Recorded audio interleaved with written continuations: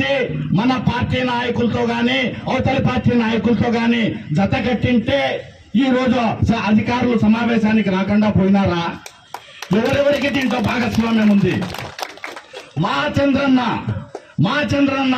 72 ఏళ్ల వయసులో జైలుకు పోయి 160 సీట్లతో ఈ రోజు మెజార్టీ సాధించి ప్రజలకు మేలు చేయాలనుంటే మా పార్టీలోకి కొంతమంది ప్రవేశించి మన అవసరం కొద్దీ చేర్చుకున్నాం. అందరినీ మనం గెలవాలని, ప్రజలకు మంచి పరిపాలన ఇవ్వాలని వచ్చినారు. వాళ్ళందరూ ఈ పొద్దు ఇటువంటి విధానాలు చేస్తా ఉంటే ప్రశ్నించి మన పార్టీని, మన ప్రభుత్వాన్ని కాపాడుకోవాల్సిన బాధ్యత మీ అందరిది, నాది అని నేను మీ అందరికీ సవినయంగా తెలియజేస్తున్నా. ఆర్బుడుగుంటపల్లెలో నేను రాజంపేట శాసనసభ నియోజకవర్గ ఇన్ఛార్జీల సమావేశానికి మొన్న రమ్మని పిలిచినారు చంద్రబాబు నాయుడు గారు. నేను పోయినాను. నేను మాట్లాడడం జరిగింది. అన్నమయ్య డ్యాం గురించి వారితో చర్చించడం జరిగింది. లోకేష్ గారిని కలవడం జరిగింది. నియోజకవర్గ అభివృద్ధి మీద దృష్టి పెట్టమన్నారు. ఆ రోజు మమ్మల్ని సమావేశానికి పిలిచిన రోజే అన్నా క్యాంటీన్లు ఓపెనింగ్ ఉన్నాయి. ఈ రోజు మిమ్మల్ని అందరినీ ఇక్కడికి పిలిచినాను కాబట్టి వాటిని రేపు సాయంత్రానికి వాయిదా వేస్తున్నాను. మీరు వెళ్లి అన్నా క్యాంటీన్లు ఓపెన్ చేయండి అని చెప్పి వారు ఆదేశించడం జరిగింది. ఈ జిల్లాలో పార్లమెంటు స్థానం అన్నమయ్య జిల్లా, కడప జిల్లా కంబైన్డ్ గా ఉన్నప్పుడు రాజంపేట పార్లమెంటు స్థానంలో 7 అసెంబ్లీ నియోజకవర్గాలు ఉన్నాయి. వైకాపా పార్లమెంటు సభ్యుడు మిథున్ రెడ్డి, వాళ్ళ తండ్రి పెద్దిరెడ్డి రామచంద్రారెడ్డి అనేక అరాచకాలు చేసినారు. మీరంతా చూసినారు.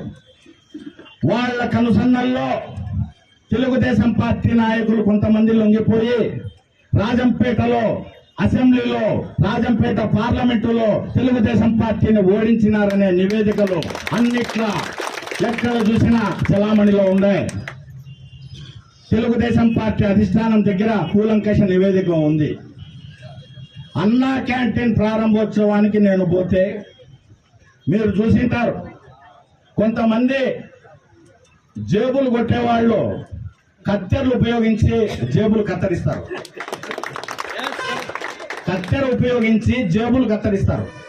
వీళ్ళు కత్తెరలనే కాజేసిన వాళ్ళు వెనకల నుంచి కత్తెర తీసుకొని వచ్చి అన్నా క్యాంటీన్ ఓపెన్ చేసేదానికి చూసారే. తెలుగుదేశం పార్టీ మర్యాద నిలబెట్టేదానికి ఉన్నారా?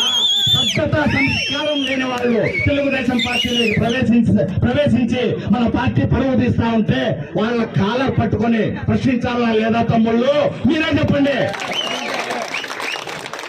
ఆ విధానాన్ని నేను అడ్డుకున్నాను.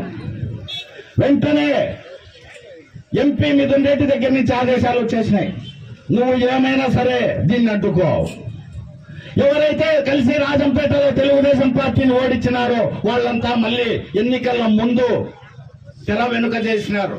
ఈ రోజు ఎన్నికల ముందు తెర ముందుకు వచ్చినారు. వీళ్ళంతా కలిసిపోయి ఈ రోజు ప్రజలకు అన్యాయం చేసేదానికి చంద్రబాబు నాయుడు గారి సిద్ధాంతాలు, ఆశయాల ప్రకారంగా ఈ ప్రజలందరి విజ్ఞప్తులు స్వీకరించడానికి ఇక్కడికి అధికారులు రానీయకుండా చేసినారు. ఏ ప్రభుత్వానికి చెడ్డ పేరు రావాలని మీరు ఇదంతా చేస్తున్నారు? ఎంతో ఆశతో, కొండంత ఆశతో మారుమూల గ్రామాల నుంచి ఇక్కడికి వచ్చిన ప్రజలను అధికారులకు తమ గోడు చెప్పుకునే అవకాశం ఇవ్వకుండా తెలుగుదేశం నాయకులు మమ్మల్ని